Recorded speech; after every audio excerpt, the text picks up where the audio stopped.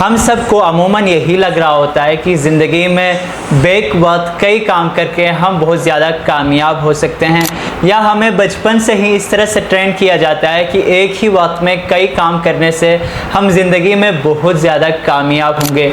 लेकिन इसकी असल हकीकत ये है कि मल्टीटास्किंग एक धोखा है। ये न सिर्फ हमारी प्रोडक्टिविटी को बहुत कम कर सकती हैं, ख़त्म कर सकती हैं, बल्कि हमारी मेंटल हेल्थ के लिए भी बहुत ज़्यादा ख़तरनाक है। हम अमूमन ये समझ रहे होते हैं कि हम एक साथ कॉल पर बात भी करें, लैपटॉप भी इस्तेमाल करें, बुक रीडिंग भी करें और तीसरा भी कोई काम करें, इन सब को एक ही साथ हम करते हैं तो हमें ऐसा लगता है कि हम एक ही वक्त में बहुत सारे कामों को निपटा रहे हैं। लेकिन हरगिज़ ऐसा नहीं है, बल्कि हम टास्क स्विच कर रहे हैं, क्योंकि साइंस ये बात साबित करती है कि किसी भी इंसान का दिमाग एक ही वक्त में दो कम्प्लेक्स कामों पर तवज्जो नहीं दे सकता। यानी हमारे दिमाग के अंदर ये सलाहियत है कि वो सिर्फ एक ही कम्प्लेक्स टास्क पर फोकस कर सकता है।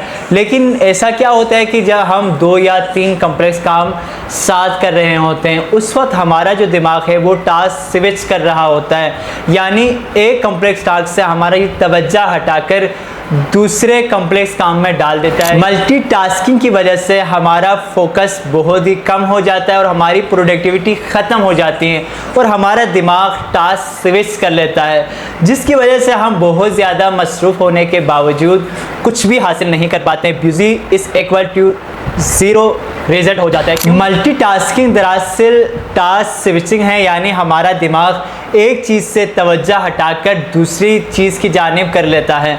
यूँ हमारी जो तवज्जो है वो एक चीज़ से दूसरी चीज़ की तरफ शिफ्ट हो जाती है और कांस्टेंट फोकस हमारा ख़त्म हो जाता है, जिससे न सिर्फ हमें थकावट होती है, थकन होती है और बेनतीजा हम अगले काम की तरफ जाते हैं, बल्कि एंग्जाइटी और स्ट्रेस भी हमारा बढ़ जाता है और किसी भी काम का हमारा नतीजा सिर्फ रहता है, बावजूद इसके कि हम बहुत ज़्यादा मसरूफ़ रहते हैं। तो यहाँ से हमें ये बात समझ आती है कि मल्टीटास्किंग एक रिस्क है, एक मेंटल हेल्थ डैमेज देने वाली चीज़ है। अगर हम अपनी ज़िंदगी में ये चाहते हैं कि सक्सेस की तरफ बढ़ें, प्रोडक्टिविटी की तरफ बढ़ें और कुछ अच्छा करें, तो हमें फोकस्ड एक ही काम एक ही टाइम पे करना होगा। यहाँ पे एक चीज़ हमें समझनी चाहिए, वो ये है कि मल्टीटास्किंग से मुराद हरगिज़ ये नहीं है कि हम ज़िंदगी में बहुत सारे काम कर रहे हों, बल्कि मल्टीटास्किंग से मुराद ये है कि हम एक ही वक्त में बहुत सारे काम अंजाम दे रहे हों। ये काम फिज़िकली भी हो सकते हैं और ये काम मेंटली भी हो सकते हैं।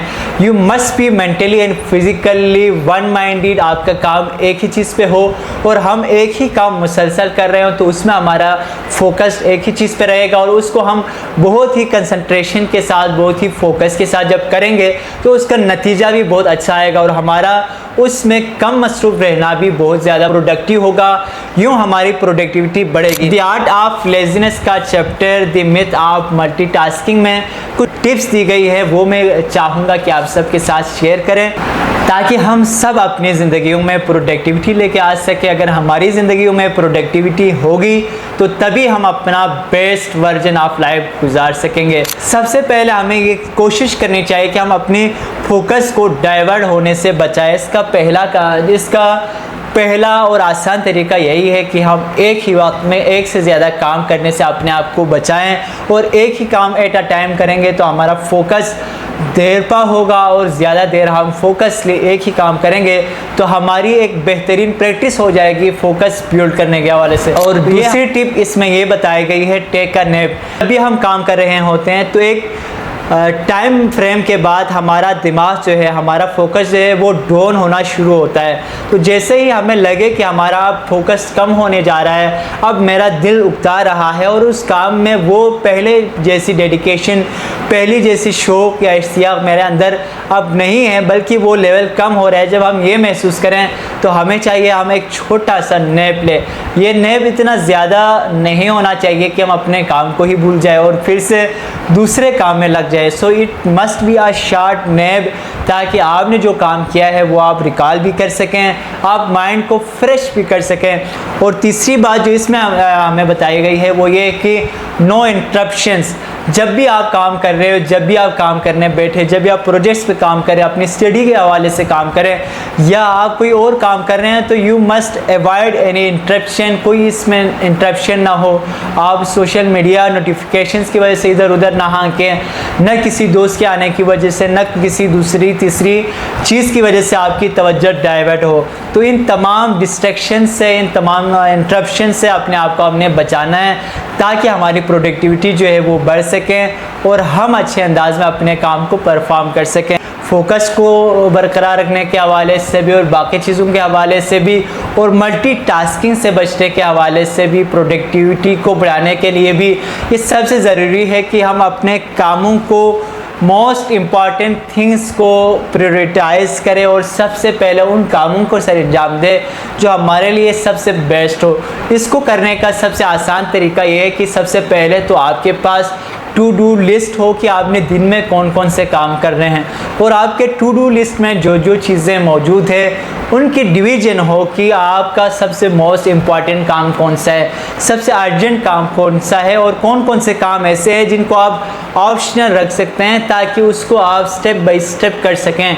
इस तरह से आप करेंगे तो सबसे जो मोस्ट इम्पॉर्टेंट काम है वो आप पहले करेंगे।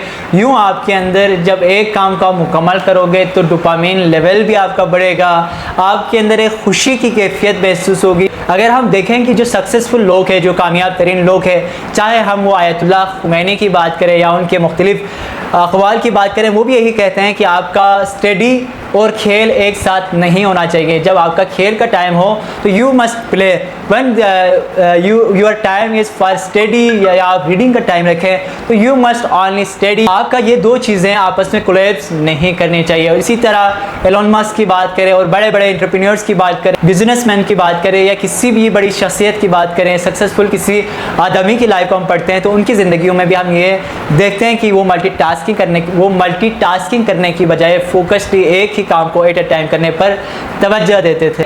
अगर हमारी ये बातें आपको अच्छी लगी तो इस चैनल को ज़रूर सब्सक्राइब कीजिएगा। अगली वीडियो में मिलते हैं, तब तक के लिए अस्सलाम वालेकुम।